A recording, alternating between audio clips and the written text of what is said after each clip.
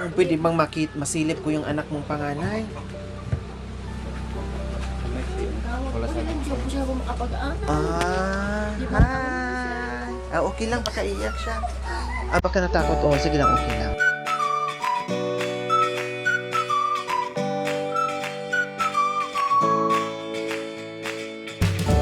Yan ang susi at para sa bagong buhay ninyong mag-asawa na magkakaroon kayo ng brand new na motor.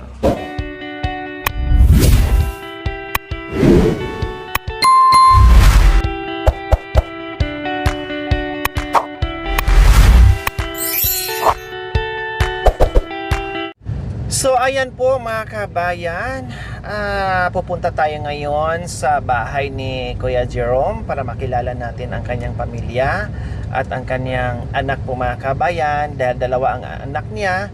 Yung panganay niya mga kabayan ay may autism daw po mga kabayan, kaya ang asawa niya 101% no, talagang nag-aalaga sa kanyang anak, no, dalawa ang anak po ng mga kabayan.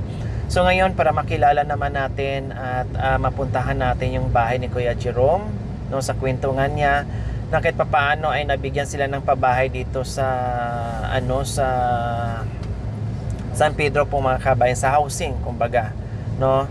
Diyan siya nakatira mga kabayan. At napakaayos magsalita ni halata na mabait, maayos, talagang dakilang tatay sa mga anak mga kabayan. Bumaba na rin po ako, no? Bumaba na rin po ako mga kabayan dahil mabigat, no? Na kahit papaano hindi siya hingali ng bongga dahil anong oras na ay mag-alas 12 na ng alas 12 na ng hating gabi. Mag-alas 12 na ng hating tanghaling mag-alas 12 na po ng tanghaling tapat po mga kabayan. Talagang napakainit.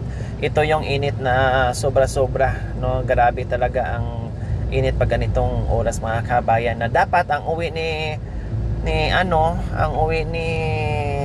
Kuya Jerome ay alas 11. Pero ano kaya ang mangyayari dahil na-delay ng isang oras? Ano kaya ang inisip ng kayang asawa, no? Nagutuman, nag-antay ng isang oras mga kabayan bago makauwi bago nakauwi si Kuya Jerome. Siyempre hindi pa alam kung anong dahilan bakit late nang umuwi ang kanyang asawa na nag-aantay yung dalawang anak para makakain, no. Sa bagay, alas 12 naman talaga ang lunch po mga kabayan. Kailang siyempre ay umuwi siya ng alas 11 dahil dadaan pa siya sa karinderya.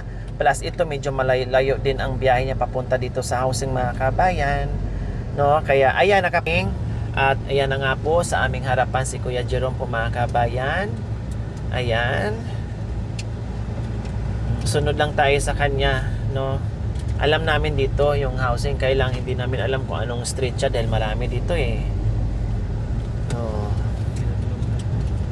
Yung PIDA na yan mga kabayan ay hindi pa talaga totally sa kanya kasi may 2 buwan pa balance niya sa sa pedal na hinuhulugan niya mga kabayan.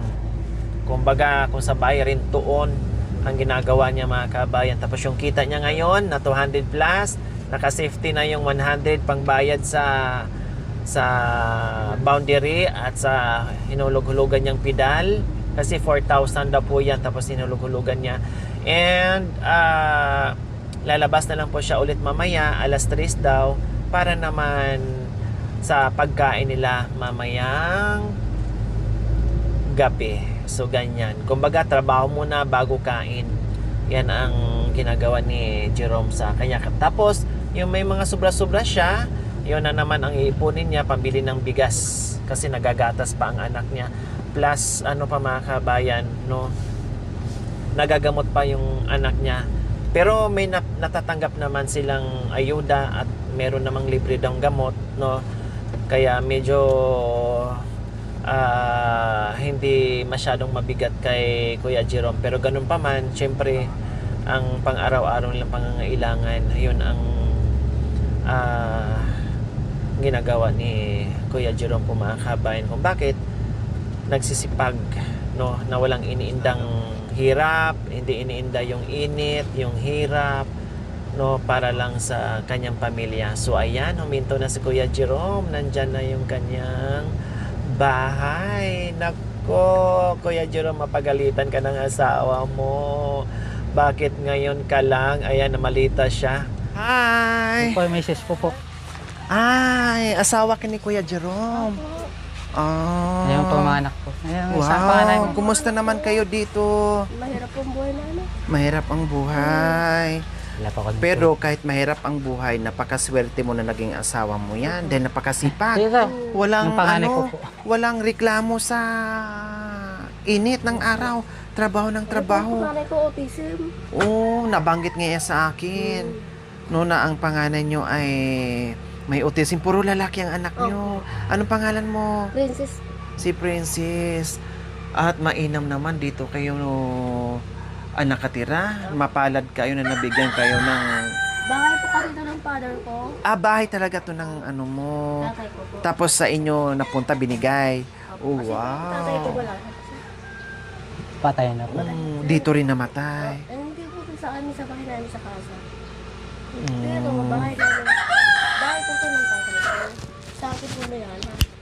Oh, wow. Ang swerte pa rin, di ba? Kasi nagkabahay ang tatay mo, tapos minana sa inyo. Tama lang.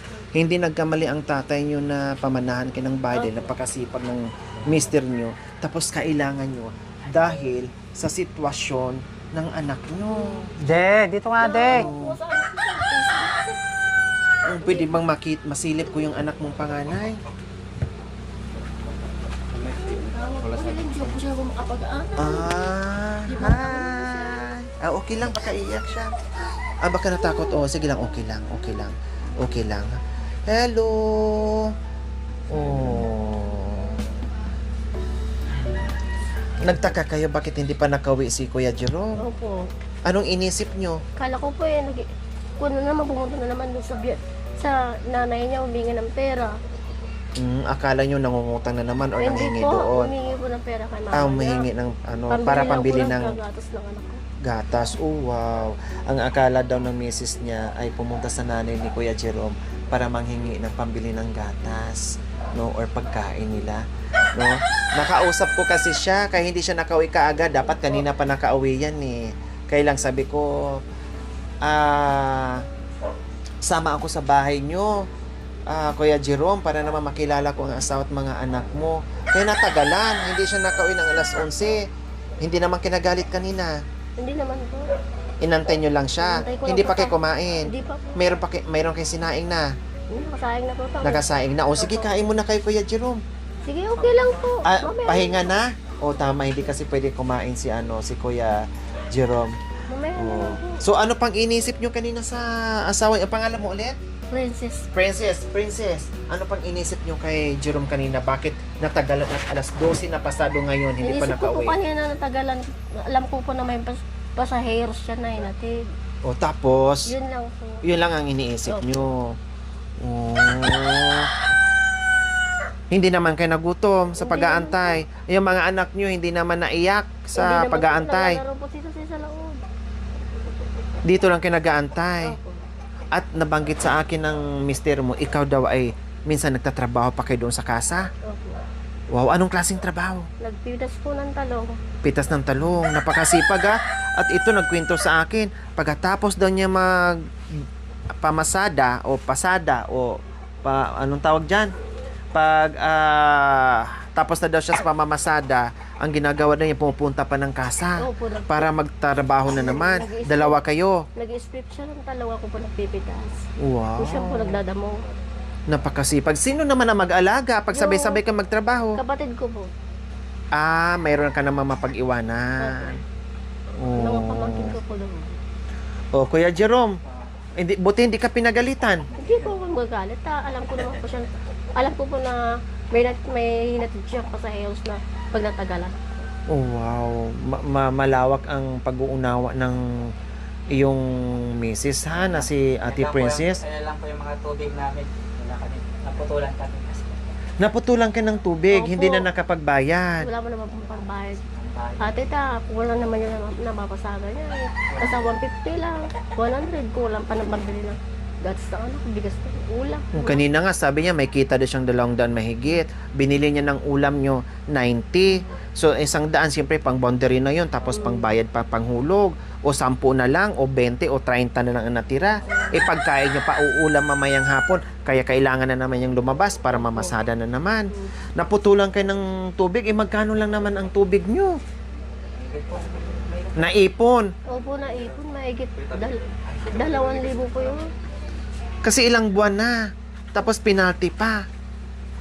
Hindi na nabayaran. Oo, yung kasi yung napunta kami nagtrabaho na kasi sa bukid kasi doon kami nagtrabaho kami kasi sa bukid. Kasi kung bilang nga buwan-buwan, maliit lang sana. Opo. Kailan siyempre sa katayuan nyo, no? Kung meron mang pambayad, saka na lang, unahin mo na yung pagkain. Yan kasi ang nangyayari minsan, kaya naipon na naipon. Siyempre, kahit ako naman, saka na lang, bahala na dyan yung tubig, magawa ng paraan, kailangan kong kumain. Pagkain mo na dahil may mga anak na iiyak. Diba? Tama? O kayo na magbalita sa kanya, Kuya Jerome. O, Tagalog. Nagka-tinated na pinata tricycle kasi karna. Tricycle, ako mag-drive. Kanya iti konta na ako pa yung lisensya. Agpasuro ko kay Manong ko. Anong sinabi niya? Anong binalita sa iyo? Meron pa daw kayong ibibigay sa amin na tricycle. Maniniwala naman kayo. Sa palagay niyo maniniwala kayo na meron kong ibibigay? Ha? Opo. Maniniwala kayo. Oh, tapos ano pa? Babalitaan mo siya, Kuya Jerome. Masaya ka na ta. Oo, masaya na ako pag sinabi mo na sa akin na may tricycle tayo, Wala na rin ako. magpapaturo ko na kay kuya ko na mag-drive. Oh. Kaya yun na lang papasada mo. Oh, yan ang susi at para sa bagong buhay ninyong mag-asawa na magkakaroon kayo ng brand new na motor. Oh, di ba? Napaiyak si Ate Princess. Nag-antay man siya sa asawa niya ng matagal, pero yung pag-aantay niya sulit. Sulit yung pag-aantay niya na hindi lang dala-dala ni Kuya Jerome na pagkain ang iaabot sa kanya. Pagkain at meron pang bonus, susi ng kanilang bagong buhay, susi ng kanilang pag-asa, mga kabay, na magkaroon sila ng sariling bagong motor na kahit papaano ay tulong para sa mga anak ni Kuya Jerome and Ate Princess, na lalong-lalo na ngayon na ang panganay nila ay merong autism. Oh. Yung hawak nyo po yan, Ate Princess, na hawakan na ni Kuya Jerome yan kanina, hindi rin siya makapaniwala. Balisang-balisa at nanginginig ang asawa nyo kanina dahil hindi siya makapaniwala. Ang akala niya, ibigay lang namin susi, souvenir daw. Sabi niya, i-display lang daw niya. Pero hindi niya akalain na yung susi na yan ay magiging totoo. Magiging totoo ang susi na yan dahil susi talaga yan sa bagong pag-asa nyo.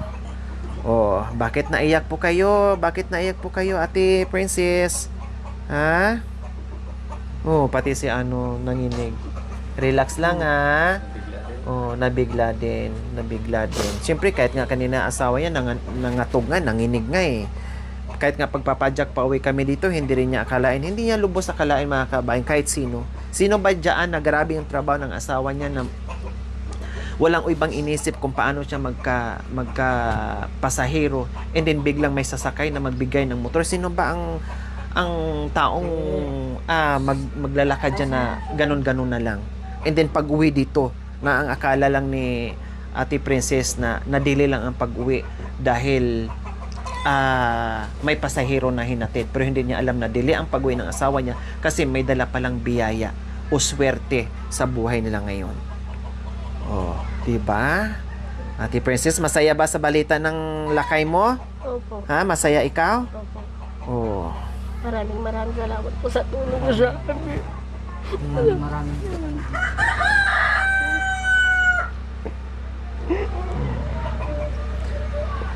Ganyan, basta marunong magtiis at magtiyaga, magdasal.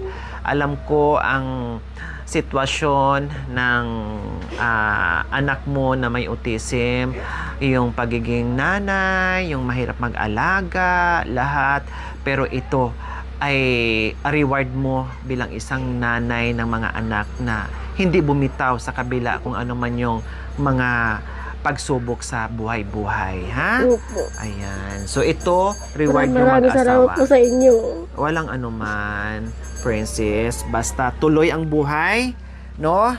Tuloy ang buhay, tuloy ang pag-asa, at higit sa lahat, huwag makalimot magdasal, Opo. no? Yan talaga ang number 1 na sandata sa atin. O grabe mga kabayan, halos hindi titigil yung mga luha ni Ate Princess sa balita na tanggap niya ngayon sa pag-uwi ng kanyang mister. Diba? O kayo, Kuya Jerome, ano naman ang pakiramdam mo ngayon na naibalita mo na sa misis mo? Masaya po kami. Binigyan kami ng biyaya. Nagpunsa. So, medyo nakaano ka na, parang pumasok na sa isipan mo na totoo na talaga ito. Hindi na kayo nanginginig, hindi na kayo kinakabahan, hindi na kayo nagdadalawang isip, maniniwala na talaga kayo. Opo. Oh, yes, totoo yan. No, sa ngayon, syempre, hindi pa namin yan mabitbit kaagad ang motor kasi syempre, pag bumili kami, kasama kayo. Kasi, diretso yan sa pangalan nyo para hindi na tayo ligaw-ligaw pa, gagastos pa tayo magpa-transfer, para diretso na wala ng hassle, ipapangalan ko yan matik sa pangalan mo or sa pangalan niya o talaga sa pangalan mo kasi ikaw magdadrive, meron ka namang ID, di ba? Oh, so, kaya hindi pa namin bit-bit yan. Kasi, syempre, hindi naman pwedeng manghiram dyan, no? Hindi naman pwedeng bibilhin namin yan, matik, kung anong nakapangalan doon or ano, hindi ko pa alam kung sino ang mabibigyan. Diba? Kaya hindi pa ako nakabili ng motor kasi hindi ko pa alam kung sinong mabibigyan. Bibili tayo anytime, nakasama kayo at maipangalan na kaagad sa inyo. Okay? O ikakash natin yan, ha? Hindi pwedeng utang-utang, ikakash ko yan para wala na kayong isipin. Then maghahanap tayo ng sidecar para meron ka ng brum-brum. O, diba? Salamat. Oh, nakaginhawa ka na naibalita mo na sa misis mo. O kanina nung malapit ka, anong binalita mo? Na parang nagulat siya. Nagulat siya na may kasama ka na kasasakyan. O, anong tinanong niya? Sabi ko kanina, sino yun? Brother. Ano? Brother. Nagulat din po ako. Nandun ako sa CR. Tumayo ko kaagad. Hindi, ang totoo, may utang siya sa amin. Kaya sabi ko, hatakin na namin yung bahay. Kasi wala daw siyang pambayad. Sabi, kung gusto mo, bahay na lang bay. Sabi, punta ka at sumama ka sa amin. Kaya nandito ako ngayon. Diba? Napatawa kita. Siyempre, gusto namin sumama kasi makita din ang kalagayan niyo at makita kita. Kasi sabi ko, gusto ko makilala ang asawa mo. Okay, dinala niya ako dito. Okay, sige, kain muna kayo. And then, usap-usap tayo, ha? Usap-usap tayo, kain muna kayo. Sige. Kayo po ngayon. Ay, hindi, okay lang. Yung susi kunin kasi hindi naman to. Ibilhin pa natin para magiging totoo. Ilagay ko lang dito, ha? Okay, sige. O, kain muna. Sige, kain muna kayo. Dito lang ako. Ay, bye-bye. Hindi pa ako uuwi. Mamaya pa ako uuwi. Ha? Kain muna kayo, ha? Kasi tanghali na. Sige, kain muna kayo. So, ayan po mga kabayan, kakain muna sila ni Princess and Kuya Jerome at kasama ang dalawang mga bata. Puro pala lalaki ang mga anak niya, mga kabayan. No? Puro lalaki. Yan yung sinasabi ni Kuya Jerome na yung panganay niya ay may autism po, mga kabayan. Ang gagwapo ng mga bata. No? Ang gagwapo ng mga bata po, mga kabayan. So, dito rin sila nagsasaing po, mga kabayan. Ayan, dito sila nagsasaing sa harapan ng bahay nila sa Tres Terrace ng mga kabayan. And ayan, marami silang kahoy, panggatong. No, naputulan nga daw po sila ng tubig, mga kabayan. Kasi syempre, sabi ko kanina, mas unahin, kahit ako, unahin ko yung pambili ng pangangailangan ng anak ko kaysa pangbayad ng kuryente or tubig. O sige, kain lang kayo. So ayan ang nabili ni Kuya Jerome na ulam para sa kanyang pamilya na inuwi niya. Halagang 90 pesos yan. O, 'di ba? At pag salo-saluhan nila, may kasama na ring sabaw. Grabe, ang galing mag-budget niya, no? Ang galing mag-budget ni Kuya Jerome mga kabayan para sa pamilya niya. Pagkasyahin. No? Sige, salamat. Okay. Maghintay ka, anak.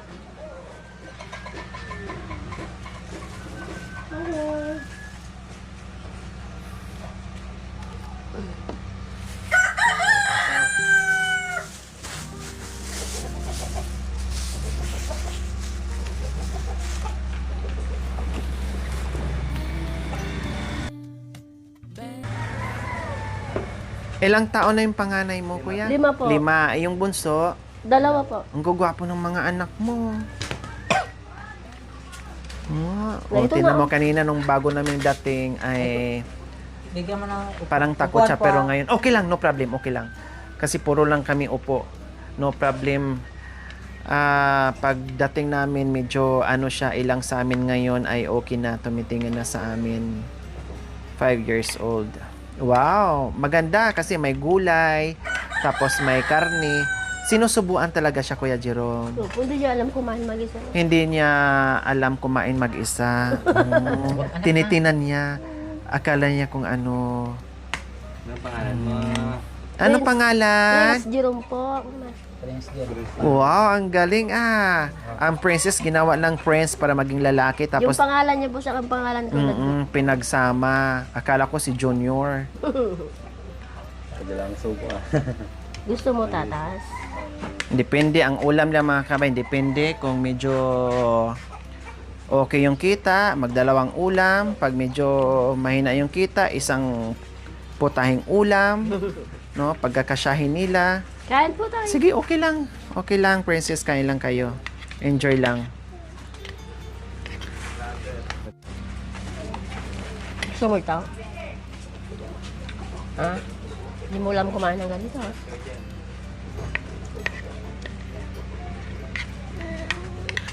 Sige lang, kain lang. O, kumusta? Busog na? Busog na po. Ha? Oh, wow! Dumididi pa pala. Ito yung sinasabi mo, kuya, na dumididi, nagagatas pa. Ito. Oh, Yung wow!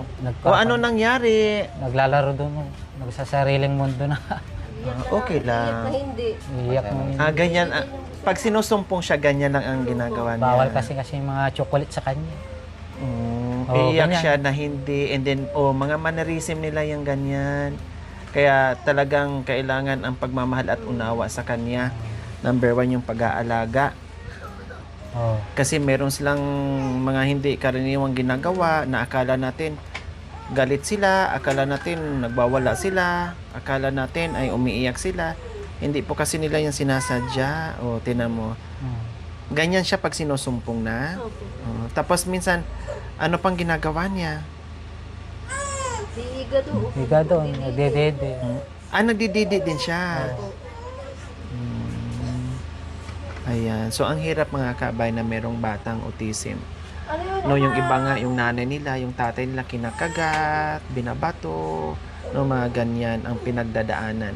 Hindi biro ang isang magulang na may anak na Dito may nakarada na. autism. Dito na. mga kabay, Puka hindi dito. biro. Grabe yung pasensya dyan, no, yung pagbantay mo, pagmamahal mo, sobra-sobra. Kailangan ay mangibabaw yung pagmamahal. O, halika na dito, halika na, tahan na, halika. Bibigyan mo nila. Halika, So, siya yung nag-aano sa, pumapasok sa, Pablo si. Doon ba gusto? Doon Pablo. Nagtitirapi po siya. hinahatid sundo. Ako po nag-atin Kaya siya na po. Para sa ako. kasama.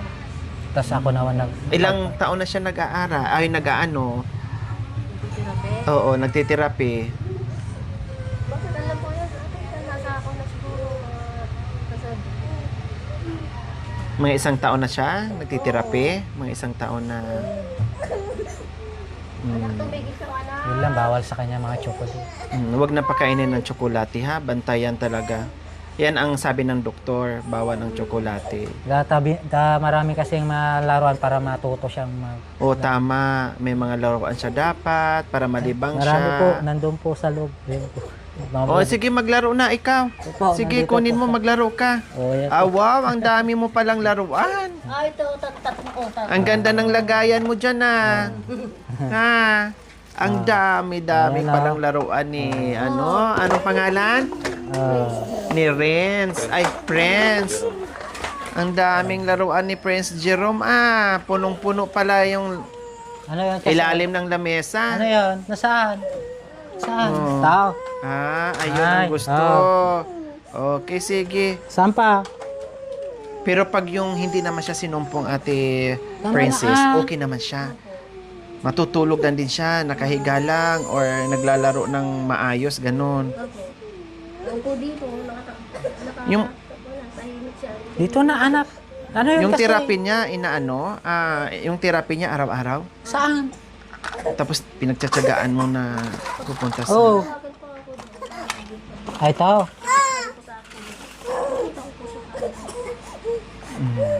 Tama yung ginawa mo na, na i-therapy mo. May solar kayo, ang laki ng solar niya, wala kayong ilaw? O kuryente? Wala, sira po yun. Ah, Sira po. sira. Napulot po lang namin niya. Oh. Pulot lang sa basuraan po. Pero may panel. Mayroon po. Okay naman, pag- umiilaw sa gabi? Hindi na, Hindi na. ganyan na lang po. Ah, nag-blink-blink kasi. Akala ko okay pa kasi nag-blink-blink naman. Kumbaga, nag-charge siya. Yan, ganyan meron na lang. kayong Pag, ano, kuryente. pag wala na po, pag gabi na po, wala na. Hindi na po nagsisilaw. Ganyan na lang. Ang dami niyong galon, no? Opo, Ang dami niyong... Yan po yung sinasakdo namin sa tubig doon sa... hinahakutan ng tubig. Kasi po, naputulan kami kasi ng tubig. Naputulan na. So, ilang buwan na bang naputulan? Tagal na rin po. Matagal na. O magkano na lahat yung ano nyo, babayaran? Sabi ko nung nag-matter reader na naman akong sa tubig, saving daw ko. Hindi nga po ko naniniwala. Ngayon naniniwala siya. Kung sabi nung nagkuha ng tubig ko dito, tinanong ko, Uncle, magkano ba yung babayaran namin na tubig? Sabi ko, nasa 7,000 mahigit. Ah, ang laki. Bakit ang laki? Kung ilang buwan lang kayo hindi nakabayad. Taon ba kayo? Magkano ba ang buwan-buwan nyo sa Wala. tubig? Magkano? Sis? Oh, bakit anak ko? Ha? 200 plus. Oh, 100 plus lang. sabi ko nga wala pang 300 yung ano nyo. Yung tawag nito, yung Simula ko kasi ate nung tubig nyo. Simula po kasi namatay kasi yung father niya. 2019, Hindi na. Hindi kami na- So mga kailan namatay ang father mo? 2019. 2019. 20 ano na ngayon? 2026 na. 2026. Tagal na po kasi. Tagal. O kahit na matagal, dapat nakaano lang sila kung magkano yung bill nyo. Kung may penalty man. Pero yung bill, Surok na kwan yun eh. May higit na 1-1. yung bill nyo lang talaga dapat. Ng ilang buwan.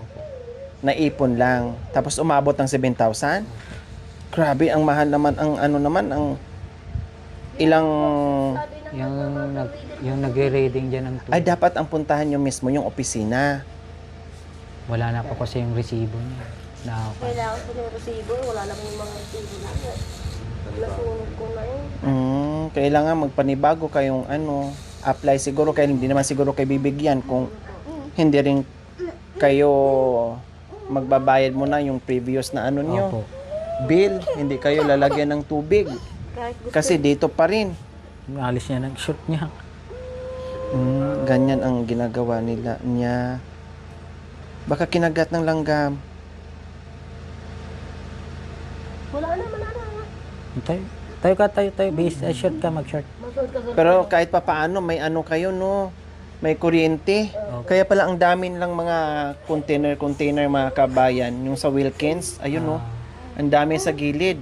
Tapos, plus ito pa nandito. Then, nag-i-give sila. Saan naman galing yung tubig? doon po sa puso doon sa dito lang po kami. Dito lang sa loob ng housing. May libre naman dyan. Ang puhunan ninyo lang is mag-iigib Opo. ng tubig. Oh, dapat i-try nyo itanong sa opisina mismo. At sabihin nyo, kasi sa pangalan pa ni tatay mo yon, di ba? O mag-a-apply kayo ng pangalan nyo.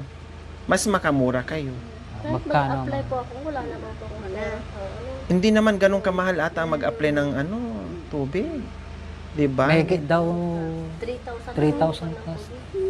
Pag nagpalagay, pagkabit. 3,000 kasi po yung binayad ng father ko dati. O kasi pwede ka naman gumamit ng pangalan na niya. Oo. 'Di ba? Kaysa yung bayaran mo yung kay isa kay father mo pala nakapangalan 'yon. Kay Pat- father. kay father niya, o patay na, o kundi wala nang Patay na. utang. Oh, ganun ang nasa batas Wala na hindi naman pwedeng kaya magbayad nun, kundi gagamit na lang kayo ng ng ibang pangalan. Pangalan nyo na lang. Pero at least mayroong tubig pa rin na iniigiban. Opo. Yun ang importante. Importante. Na malapit lang at nandito lang din sa loob ng housing. Opo. Hindi sa malayong Opo. lugar. Okay, so ngayon, anong plano? Hindi na kayo pupunta doon sa Kasa po. sa kasa? Hindi na po. Mahilig na po kasi. Mainit na. Anong Opo. oras kayo pumupunta doon? Mga alas 10 po kayo doon. Kailan ang punta nyo ulit doon? Mga pasiguro. Ganun. Pag pupunta kayo ng kasa, ay Ako po, linggo lang. Linggo lang po kami pumupunta doon. Yung hindi ka mamamasada, parang Opo. ganon. Pero araw-araw ang may trabaho doon. Kanino namang yun? Mga nagkuhan lang yung Kaninong lupain yun? Kaninong taniman? yun. Yung mga pagdating po, yung mga Kakilala mo na nagpapatrabaho na. Ngayon, ano ang trabaho nila ngayon doon? Kung sakali, anong trabaho nila? Pinas po sila ng mais. Meron ding Opo, mais. yung mga ginagawa pong sweet corn. Yung ginagawang popcorn. Mga anong oras gagawin? Mga alas 2? Pag po yun, pag umaga sila nagpipitas, mga alas 12 sila tatapos. Alas 12 ng tanghali sila natatapos. Tapos pagkahapon, anong oras sila bumabalik?